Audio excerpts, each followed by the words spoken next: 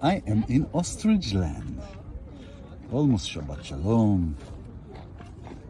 Those birds.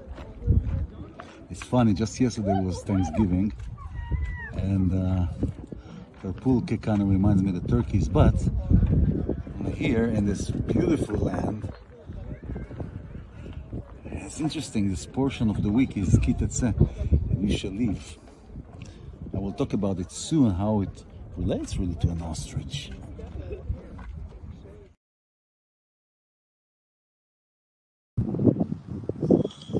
Okay, so that was a few minutes ago.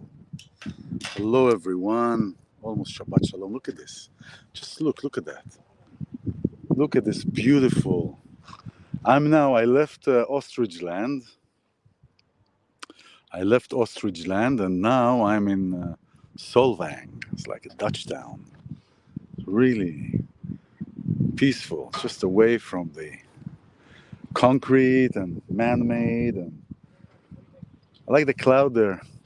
I am sitting there, I'm hanging above a mountain. Soon I'll be going to the other mountain. Camera really doesn't do it justice, because camera is man-made. This is nature. It's like you can't. But I can transfer or transmit the intention. Okay, even the colors are like. See, when I get the camera down. Anyway, there's the cloud. There's that single cloud. So, but I could sit here on this bench.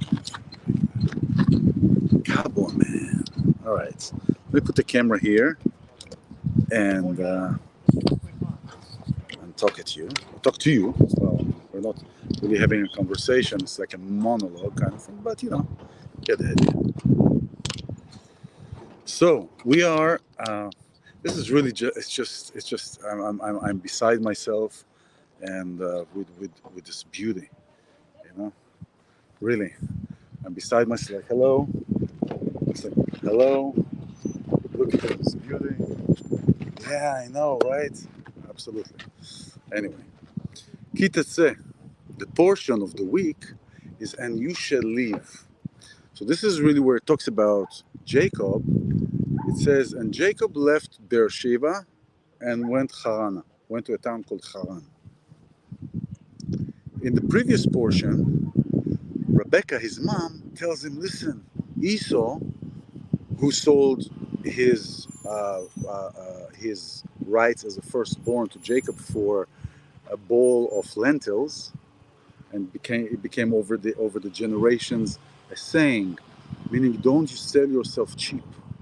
Esau was hungry, and he came to Jacob and he said, give me from this red thing, and give me from this red thing. And he was so hungry that Jacob told me, okay, give me your birthright and I'll give you a bowl of lentils. He says, fine, give me that. So he sold his bowls of lentils to Jacob he sold his birthright to Jacob for a bowl of lentils. Right? And so now then Esau got upset that he did something stupid, and he's chasing Jacob. Wants to kill him. So in the previous portion, Rebecca tells Jacob, run away. This portion starts, and Jacob left, like I showed you the ostrich in the beginning. The ostrich has a very graceful movement. Also, when it runs, and it's like, I don't know if it's the fastest bird, but it's very fast in running, super fast, has this pulke legs. Also, when it runs, it glides, it runs. It's just the legs are moving, and the body is gliding through the land.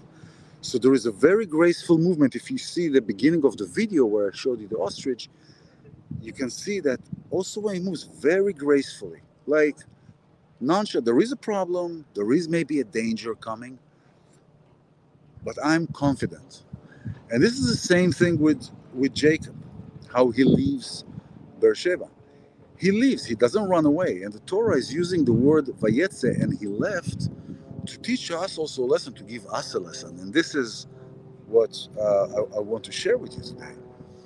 Also in a time of stress, also in a time of when we're stressed, or when we have something pressing right away, when we do things out of our emotions, meaning out coming, losing our mind, getting all upset, getting all angry, getting all uh, caught up in the moment, we tend to do things that maybe then we kind of hope we didn't do them, rather than taking a deep breath, watching everything like a movie, and making calculated choices, and being calm during a time of strife. Because when we are calm, we allow ourselves to make choices, right choices. When we allow ourselves to make choices that will get us out of the rut.